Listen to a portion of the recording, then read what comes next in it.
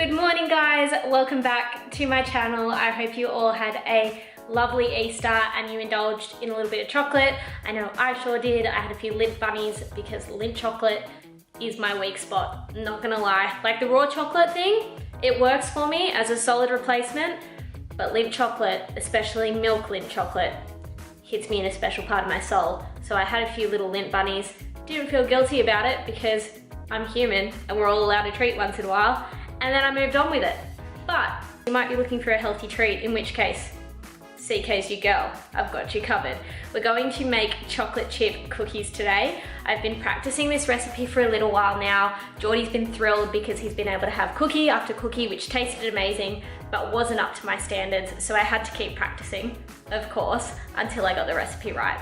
So I think I've got it down to a fine art. I'm really happy with how these turn out. They are made on coconut flour, so they're grain-free if grains are an issue for you. And depending on the chocolate that you use, they can be processed sugar-free and dairy-free. I'm using a super dark 85% chocolate. It has got a little bit of cane sugar. It ain't gonna kill ya. To sweeten the actual cookie itself, all I'm using is a little bit of maple syrup. But obviously, if you wanna switch that out for something else that you might prefer, you're more than welcome to.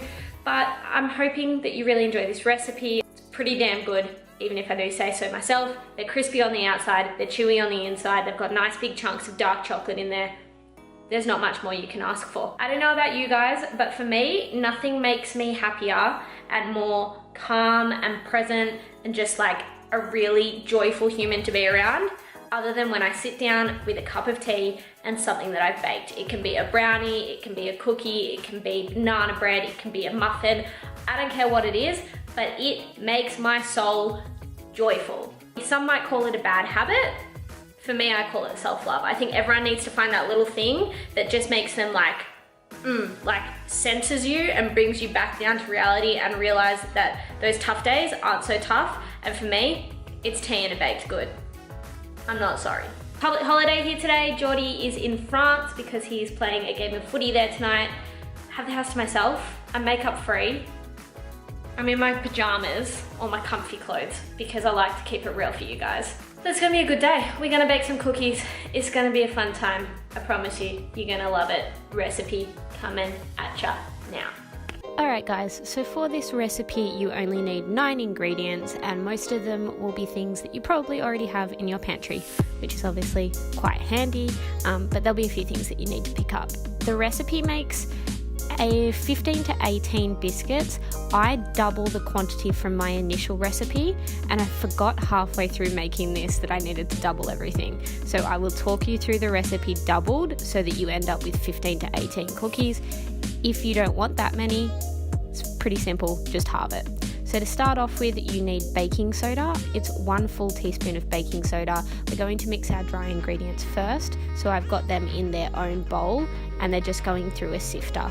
After that, it's a pinch of salt. I like to be quite generous with my pinch of salt because I find that salt really brings out the flavour of the dark chocolate really nicely.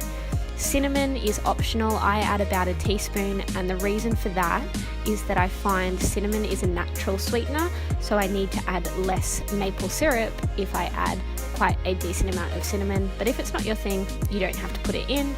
And the last dry ingredient that you need to add is coconut flour. It's only 1/3 cup of coconut flour. If we're doubling it, however, 2 of those go into the bowl.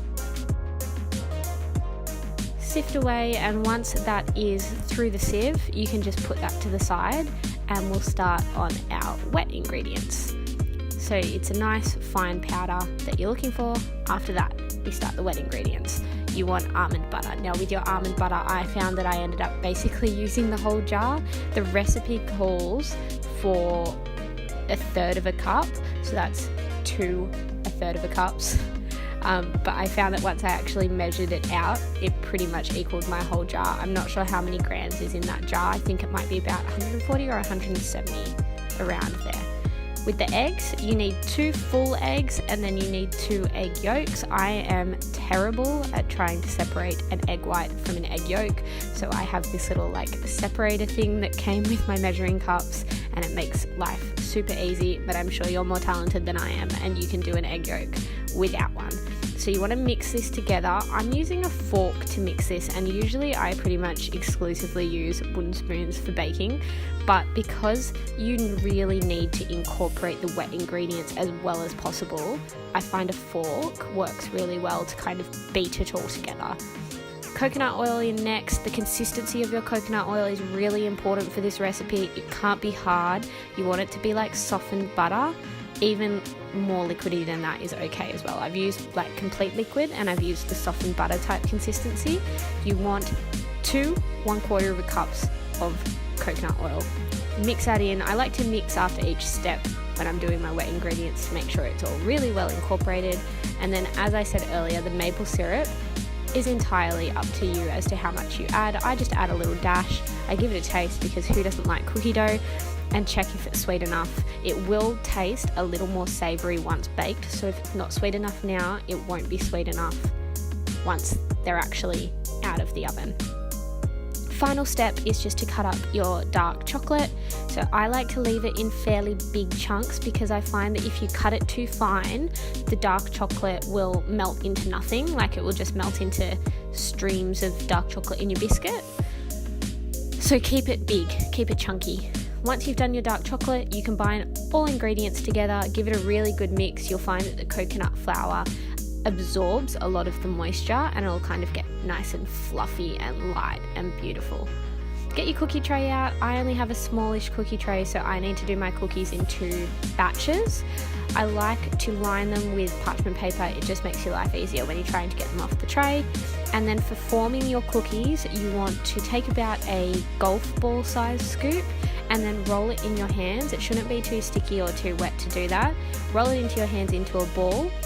Place them along the tray, even spacing. You don't want them too close together, but they won't really spread all that much. Really important too is to press your cookies down. So I press them down with my fingers, but I find they also sometimes need to be pressed down with a fork when they're in the oven itself. Again, optional, little sprinkle of cinnamon on top just makes them taste a little bit sweeter and a little bit more decadent. And once you've done that, they can go into the oven. So they can go in the oven for 10 to 15 minutes. I would put them in for 10 and then start checking them after that.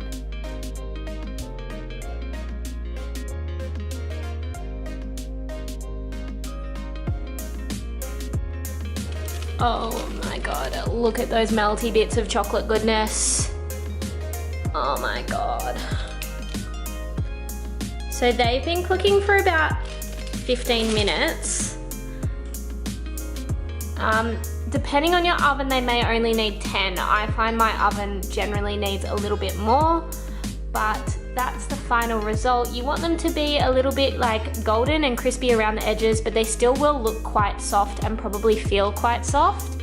You need to leave them to set on the tray for about 5 minutes or so. They just need to sit. Make sure that you don't try and move them straight from this tray onto a cookie tray, like onto a cooling rack, because you will have a disaster on your hands. So there you have it, guys. Those are my chocolate chip cookies. Give them a go. Please let me know if you try them. I would love to see the result.